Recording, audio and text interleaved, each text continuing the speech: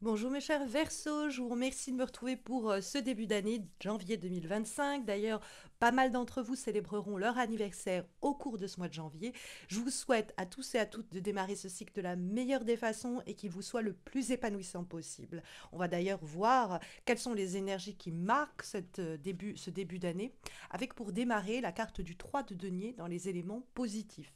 Le 3 de denier est associé à l'idée de association des forces. C'est l'idée l'union fait la force. Donc peut-être que vous allez pouvoir collaborer ou vous appuyer sur le soutien ou l'aide, peut-être d'ailleurs nous le verrons de membres de votre famille, que ce soit votre famille de cœur ou votre famille de sang.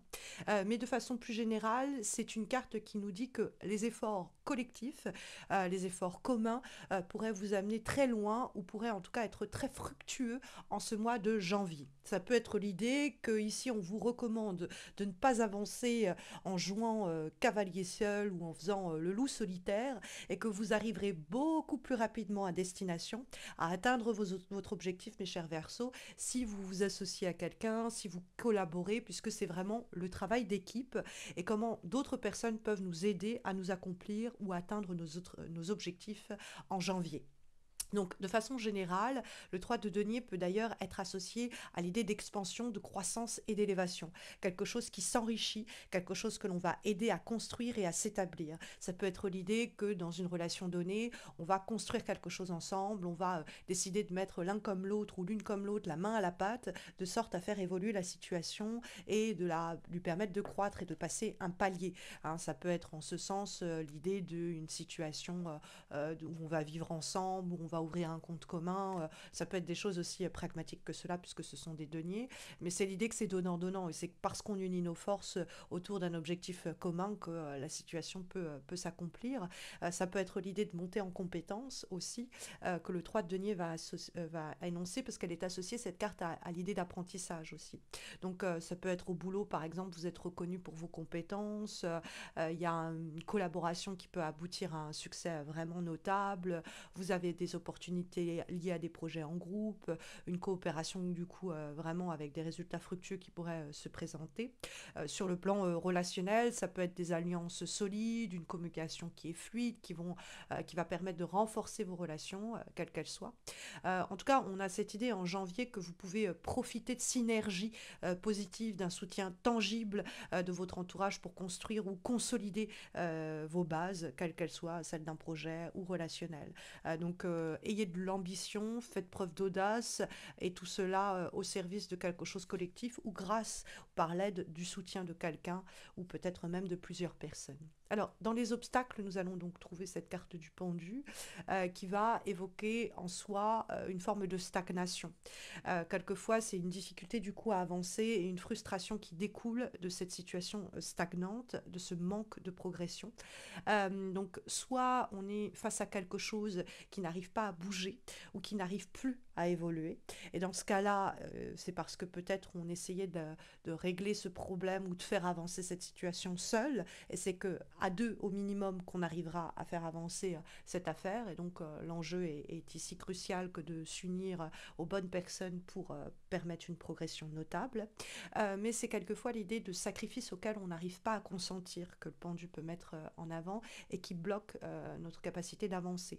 Donc ça peut être une invitation à essayer de reconsidérer ce que l'on pourrait laisser aller, ce sur quoi on pourrait lâcher prise, le sacrifice auquel on pourrait consentir pour permettre à une situation de changer et d'avancer. Hein. Des fois, le pendu, c'est aussi l'idée de changer de perspective, dans l'idée où le pendu il s'accroche par le pied pour voir les choses un peu sous un autre angle.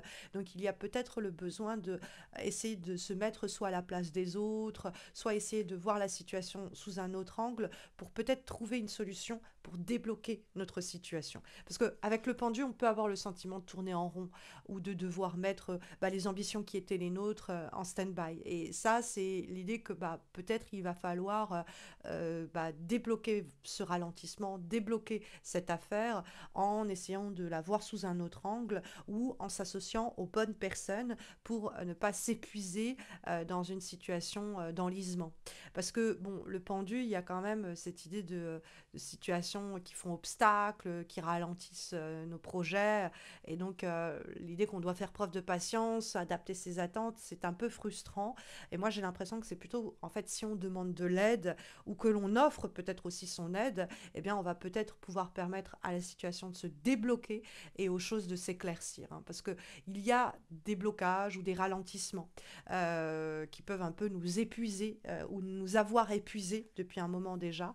Mais en réalité, on a de l'aide, du soutien, de l'accompagnement pour sortir de cette situation, surtout quand on voit la carte du 6 de denier qui apparaît en vibration et qui me fait beaucoup penser au 3 de denier, dans le sens où c'est une carte très généreuse qui permet par l'entraide aussi, parce que on a demandé de l'aide ou parce qu'on a offert notre soutien, de voir une situation s'enrichir et se développer dans le bon sens. Elle indique quand même que le mois de janvier va être marqué par des échanges que l'on pourrait considérer équilibrés sur un plan matériel, économique, émotionnel, ou sur le plan du gain en termes de temps et d'énergie.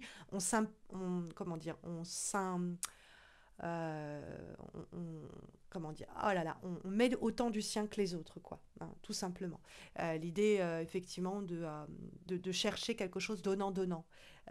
Si je suis dans une situation où je fais des efforts, j'attends que la personne en face s'implique de la même manière, hein, d'accord? Donc c'est ça, c'est s'appliquer et s'impliquer d'une façon généreuse et collaborante. Il y a des opportunités de collaboration qui peuvent surgir avec la carte du 6 de denier. Quelqu'un peut vous tendre la main, il faut absolument l'accepter. Vous pourriez tendre votre main à quelqu'un aussi, permettant en fait une alliance, une union des forces très généreuse. C'est une carte très belle, hein. Elle indique aussi de la générosité. Il y a quelqu'un ou quelque chose qui pourrait nous donner des outils, des moyens, peut-être même financiers et matériels, hein, de s'accomplir. Donc le 6 de denier, peut-être qu'il y a même de l'aide ou du soutien que vous ignoriez parce que vous n'aviez pas fait la demande ou que vous n'y aviez pas songé. Alors qu'en réalité, il y a des personnes ou des situations, peut-être même des structures qui sont là pour vous prêter main forte.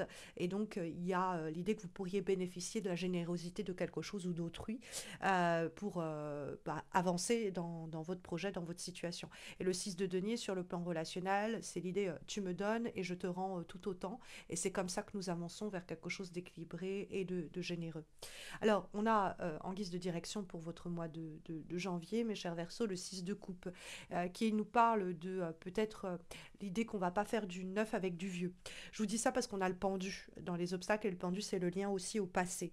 Et le 6 de coupe, c'est comment on va se remémorer le passé et quelquefois essayer de recycler des énergies du passé. Donc, essayer de maintenir une relation sans qu'elle n'évolue, c'est un problème, le pendu, et nous parle de blocage en termes évolutifs, qui est un souci qu'il faut régler en ce mois de janvier. Ça peut être l'idée d'une situation de déjà-vu qui se répète et à laquelle il faut absolument remédier. C'est l'idée d'une énergie dans laquelle on risque d'être un peu comme momifié, fossilisé si on n'intervient pas rapidement. Donc même si on ressent peut-être un peu de nostalgie vis-à-vis de situations passées, il ne faut pas maintenir les énergies en place, il faut essayer d'aller vers quelque chose de nouveau. Il pourrait y avoir peut-être une reconnexion, que ce soit avec une partie de vous-même, avec une personne qui vous était proche, un membre de votre famille, peut-être des aspirations passées. Mais dans ce cas-là, il va falloir les aborder différemment. Si par exemple, il y a des retrouvailles ou des réconciliations, notamment familiales ou amicales, avec le 6 de coupe, il faut qu'on aborde ça de façon à régler les enjeux passés et tourner cette réconciliation, ces retrouvailles vers de nouveaux projets collectifs, en tout cas des nouveaux projets qui ne remettent pas sur la table des anciennes situations, hein. Le but, c'est non pas de prolonger ce qui s'est déjà produit, mais de peut-être un peu révolutionner tout cela. On tire profit des expériences passées pour renouer avec des personnes ou des anciens projets, mais en apportant une touche de modernité, de nouveauté, en se tournant vers ce que l'on peut faire évoluer et progresser. Le but, c'est pas de ressasser ou rejouer les mêmes scènes, hein. Il y a une mise en garde à cet égard. On va avoir une avant-dernière énergie, une guidance pour ce mois de janvier qui est issue de l'oracle de la bonne aventure, et nous avons la carte la famiglia, donc la question de la famille. Alors elle peut nous parler effectivement qu'il y a un membre de votre famille qui était absent, avec qui vous étiez éloigné, qui ne vous avait peut-être pas assez soutenu.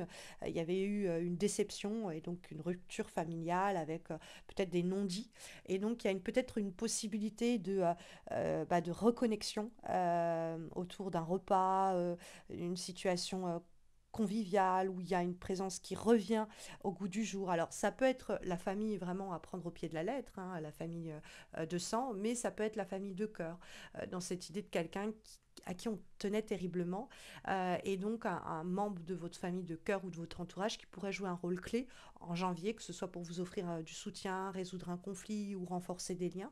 Avec le pendu, on sent qu'il y a peut-être des tensions passées, une distance émotionnelle dans les relations auxquelles il va falloir faire attention, et il va falloir peut-être renouer.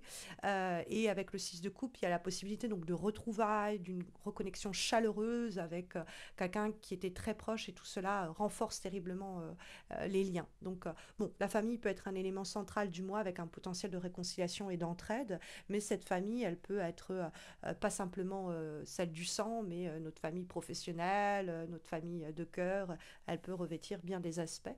On va avoir comme dernière guidance pour ce mois de janvier, mes chers Verseaux, une lame cette fois-ci issue de l'oracle des synchronicités, et nous avons la carte intitulée Un vendredi. Donc il faut peut-être porter plus attention au vendredi qu'aux autres jours de la semaine, pour ce qui est de collaborer, de nouer des relations d'entraide, de reconnexion émotionnelle, faciliter une période favorable aux échanges. Bon, en tout cas, le message qui lui est associé à ce vendredi, c'est le suivant. Vos guides vous annoncent un jour empli d'opportunités. Ouvrez vos yeux pour ne pas les voir s'évaporer. Souvenez-vous que l'aide prend des formes inattendues et différentes de celles créées par votre mental. Changez votre paire de lunettes pour laisser se dévoiler des propositions étonnantes. Donc ça, c'est un message à garder en tête pour avancer au cours du mois de janvier, mes chers Verseaux. Alors, sur le plan relationnel, si vous avez des questions, sachez que j'ai réalisé une guidance annuelle amoureuse pour 2025, dont vous allez voir la playlist vous être suggérée dans quelques secondes à la fin de cet horoscope. Donc, n'hésitez pas à regarder votre signe. N'hésitez pas non plus à me laisser un message en commentaire, à liker cette vidéo, à vous abonner pour me soutenir ma chaîne, et puis soutenir ces horoscopes mensuels, et des horoscopes aussi amoureux trimestriels que je pense mettre sur pied, pardon, en place, mais seulement si je trouve la détermination et la motivation. Donc n'hésitez pas à me laisser un commentaire, à liker, à vous abonner pour me, on va dire, booster et coacher à faire ces horoscopes-là. Je vous souhaite à tous et à toutes un très beau, bon et une très douce un très doux début d'année. Et je vous dis à bientôt, mes chers Verseaux. Encore joyeux anniversaire à ceux et celles qui célébreront leur anniversaire précisément en janvier. Prenez bien soin de vous et à bientôt, j'espère.